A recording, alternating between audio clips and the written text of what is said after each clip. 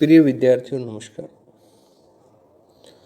मैं डॉक्टर सहदेव पारिक श्री गोविंद गुरु राजकीय महाविद्यालय बांसवाड़ा से।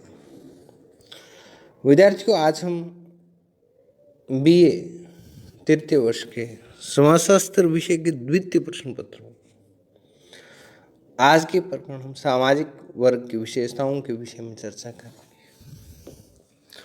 पूर्व के वीडियो में हमने सामाजिक वर्ग का अर्थ और परिभाषाओं के विषय में बात की थी और सामाजिक वर्ग को एक ऐसी समान सामाजिक स्थिति वाले व्यक्तियों को एक समूह के रूप में आपको समझाया था और सामाजिक संस्थान की उस एक मुक्त व्यवस्था जो कि योग्यता, शिक्षा एवं आर्थिक स्थिति पर आधारित हो सकती है और ये एक सामाजिक स्थिरीकरण की एक खुली व्यवस्था है। क्योंकि सामाजिक स्थिरीकरण की जो व्यवस्था की हम बात करते हैं तो दो प्रकार के स्थिरीकरण जो हैं पाए जाते हैं। उसमें हमने आपको एक बंद और एक खुला, तो बंद स्थिरीकरण में हम जाति को शामिल करते हैं और खुले में हम वर्ग को करते हैं। आज के वीडियो में हम सामाजिक वर्ग की विशेषताओं के विषय में चर्चा करेंगे। तो सामाजिक वर्ग की जो विशेषताएं हैं वो कुछ इस प्रकार से हैं। उच्चता और निम्नता की भावना। वर्ग व्यवस्था में उच्चता और निम्नता की भावना पाई जाती है और प्रत्येक वर्ग के व्यक्ति एक दूसरे वर्ग के व्यक्तियों को परस्पर उच्च या निम्न मानते हैं और सभी वर्गों में एक हम की भावना जो पाई जाती है वो जो कि वर्ग की एकता को लेकर के और संगठन की विशेषता के रूप में हमें दिखाई देती है। निश्चित संस्करण वर्ग व्यवस्था में उपस्थित समूह या व्यक्ति कुछ श्रेणियों में विभाजित होते हैं और यद्यपि वर्गों की संख्या के बारे में विद्वानों में कोई सहमति नहीं है और फिर भी यह निश्चित है कि कुछ वर्गों का स्थान ऊंचा और कुछ का निम्न होता है। समानता की भावना। एक वर्ग के व्यक्ति एक दूसरे के प्रति समानता की भावना रखते हैं। सामाजिक और धार्मिक कर्तव्यों के आधार पर वे अपने धर्म के व्यक्तियों का विशेष रूप से ध्यान रखते हैं, महत्व देते हैं एक दूसरे को। वर्ग व्यवस्था जो है वो खुली व्यवस्था है। मैंने आपको पहले भी बताया था कि हमारे यहाँ सामाजिक स्थिरीकरण की जब बात करते हैं तो सामाजिक स्थिरीकरण में दो प्रकार की जो व्यवस्थाएं हैं हमें देखने को मिलती हैं।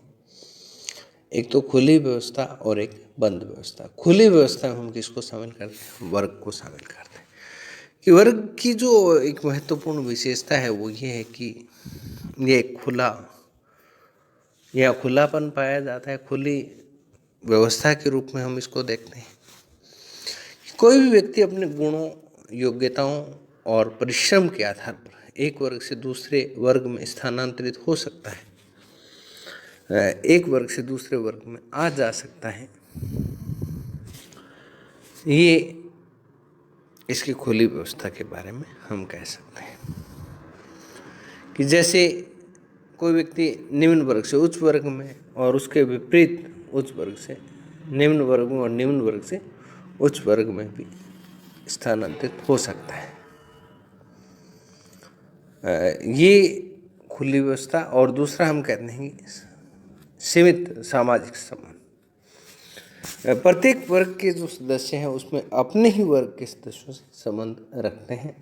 तो वर्ग के ही सदस्यों से संबंध रखेंगे तो वो अपने आप में एक दायरा जो है वो सीमित हो जाएगा और सीमित दायरे में सीमित सामाजिक संबंध देखे जाते हैं। सामान्यतः जो वो उच्च वर्ग के सदस्य निम्न वर्ग के सदस्यों से संबंध स्थापित करने में अपने आप के सम्मान के विपरीत और हानिकारक समझते हैं। और उनमें उच्चता की जो भावना होती है, ठीक इसके विपरीत निम्न वर्ग के लोगों में निम्नता की भावना, जिसको इन्फीरियरिटी कॉम्प्लेक्स के नाम से हम जानते हैं, होने के कारण उच्च वर्ग के लोगों से मिलने और संबंध बढ़ाने में काफ़ी झिझक महसूस करते हैं। और इसका यह अभिप्राय है, ऐसा नहीं लेना चाहिए कि वर्ग व्यवस्था में जाति की तरह अन्य समूहों के साथ रहने, मिलने जुलने, खान पान से संबंधित प्रतिबंध पाए जाते हैं। बस इसमें केवल अपने वर्ग के सदस्यों के साथ संपर्कों को ही महत्व दिया जाता है। अर्जित व्यवस्था की बात करें तो अर्जित सदस्यता, तो वर्ग की जो सदस्यता है वो जन्मजात नहीं होती है। व्यक्ति अपने गुणों, योग्यता और परिश्रम के आधार पर इसको अर्जित करता है। और व्यक्ति अपनी क्षमता और योग्यता से ही वर्ग की सदस्यता प्राप्त कर सकता है। जैसे मैंने आपको पूर्व में भी बताया था कि एक व्यक्ति यदि निम्न वर्ग का सदस्य है तो उसने अपनी योग्यता, मेहनत से उच्च वर्ग में स्थान प्राप्त कर लिया है, तो उसकी सदस्यता अपने आप उच्च वर्ग की हो जाएगी।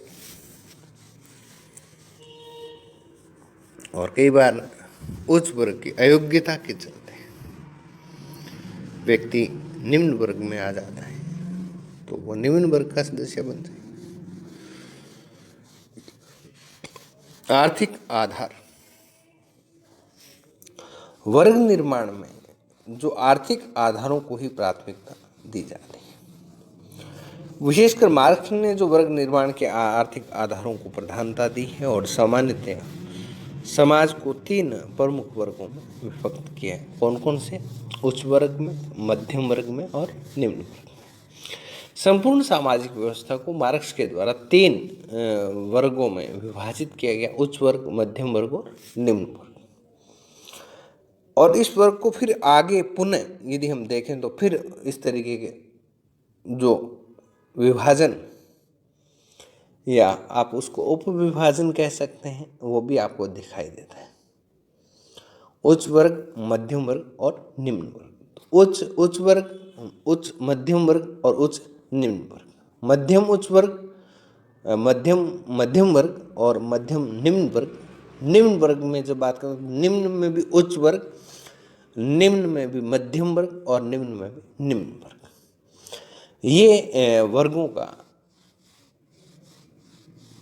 वर्ग के अंदर ही उपविभाजन जो है पाया जाता है। सामान्य जीवन, नॉर्मल लाइफ की यदि बात करें तो प्रत्येक वर्ग के सदस्य जो हों वो किसी न किसी प्रकार की या किसी भी प्रकार के जीवन यापन की स्वतंत्रता को दिखाई देती है। और फिर भी वर्ग के सदस्यों से ये आशा की जाती है कि जिस प्रकार के वर्ग से वो संबंधित हैं उसी के अनुरूप अपना जीवन यापन करें। उच्च, मध्यम, निम्न और इन तीनों वर्गों का एक विशिष्ट लाइफ स्टैंडर्ड होता है, जीवन प्रतिमान होता है, और उससे संबंधित सदस्य इसे अपनाते हैं। और इतना ही नहीं कि एक वर्ग के सदस्यों के जीवन अवसरों में भी काफ़ी समानता जो है वो हमें दिखाई देती है। सामाजिक परिस्थिति का निर्माण, वर्ग जो है वो सामाजिक परिस्थिति का निर्धारण करता है। व्यक्ति जिस वर्ग का सदस्य होता है और उसी वर्ग के अनुसार समाज में उसकी परिस्थिति निर्धारित हो जाती है। परिस्थिति के विषय में आपने पूर्व की कक्षाओं में पढ़ा ही था कि दी गई सामाजिक व्यवस्था में एक विशेष प्रकार का जो सामाजिक दर्जा जो होता है उसे हम उस व्यक्ति की परिस्थिति कहते हैं। और परंतु ये जो परिस्थिति है वो कभी भी स्थायी नहीं होती है, क्योंकि मुक्त व्यवस्था होने के कारण स्वयं वर्ग की सदस्यता व्यक्ति की योग्यता और उसके आधार पर परिवर्तित भी होती रहती है। तो विद्यार्थियों, ये तो था सामाजिक वर्ग की विशेषताओं के विषय। कई बार ये बात उठती कि क्या जाति एक बंद वर्ग है या इज कास्ट एक क्लोज क्लास की बात करते हैं। तो कई बार ये होता है कि जाति और वर्ग जाति और वर्ग जो है वो ये छोटे क्वेश्चनों में कई बार आ जाती है कि इस प्रकार की जो प्रश्न है वो क्या जाति एक बंद वर्ग है। कई बार शॉर्ट नोट के रूप में, संक्षिप्त टिप्पणी के रूप में परीक्षाओं में पूछा जाता है। तो इसमें हमें ये कहना है कि जाति और वर्ग जो है वो सामाजिक स्थिरीकरण या संस्तरण के दो प्रमुख स्वरूप हैं। जब भारतीय समाज में जातिगत संस्तरण या स्थिरीकरण जो है वो पाया जाता है, जबकि अमेरिकी और पश्चिमी समाजों में वर्ग के आधार पर स्थिरीकरण पाया जाता है। मैंने आपको पहले भी अपने को सीधे सिस्टम में खुली और बंद के रूप में इसको समझना है। वर्ग जो है वो व्यक्तियों का ऐसा समूह है जिसके सदस्यों की आर्थिक स्थिति तथा जीवन यापन का ढंग एक जैसा है और यह स्थिरीकरण की एक मुक्त व्यवस्था है। जो योग्यता, शिक्षा तथा आर्थिक स्थिति पर आधारित होती है। वर्ग का आधार जन्म नहीं है, वर्ण व्यक्ति की सामाजिक, आर्थिक और राजनीतिक स्थिति एवं योग्यता है। एक वर्ग के व्यक्तियों का जीवन यापन का ढंग प्राय या लगभग एक जैसा होता है। इसी आधार पर एक वर्ग को दूसरे वर्ग से हम अलग किए कर सकते हैं या अलग किए जाने का आधार हमारे पास पर्याप्त है। मजूमदार और मदान की यदि हम बात करें, दो प्रमुख समाजशास्त्री थे। इन्होंने जाति को एक बंद वर्ग के रूप में कहा है कि जाति एक बंद वर्ग है, क्लोज्ड क्लास है। क्लोज्ड क्लास है तो यह कथन पूर्णतः सही है, क्योंकि वर्ग व्यवस्था में जो फ्लेक्सिबिलिटी यानी कि खुलापन और लचीलापन जो पाया जाता है, अगर उसे समाप्त कर दिया जाए तो उसमें सारी जाति की विशेषताएं शामिल हो जाएंगी। यानी कि यदि वर्ग का हम खुलापन समाप्त कर दें या उसका फ्लेक्सिबिलिटी या फ्लेक्सिबल सिस्टम जो वो खत्म कर दें तो उसमें और जाति में कोई फर्क नहीं रहेगा। और इस खुलेपन के अभाव में वर्ग की सदस्यता योग्यता पर आधारित न रहकर के जन्म पर आधारित हो जाएगी, जो कि व्यक्ति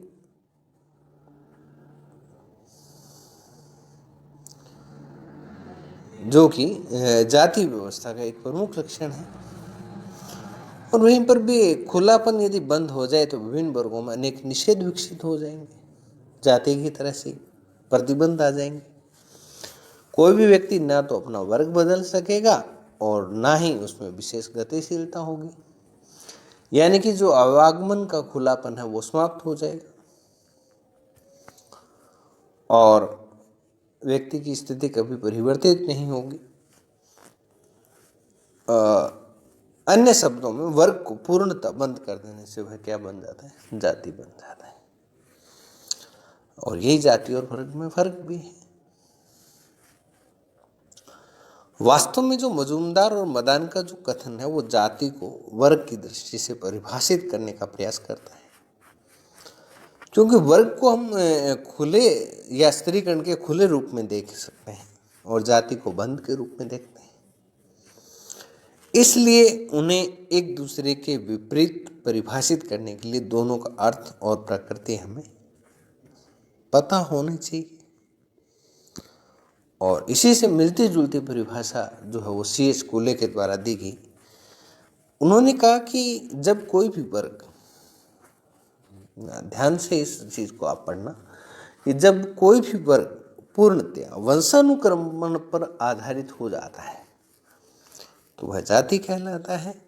और यह सही है, क्योंकि वंशानुगत स्थिति केवल जाति के आधार पर ही संभव है। तो विद्यार्थियों, आज के वीडियो में इतना ही।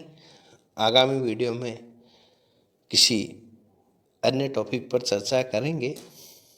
तब तक के लिए धन्यवाद।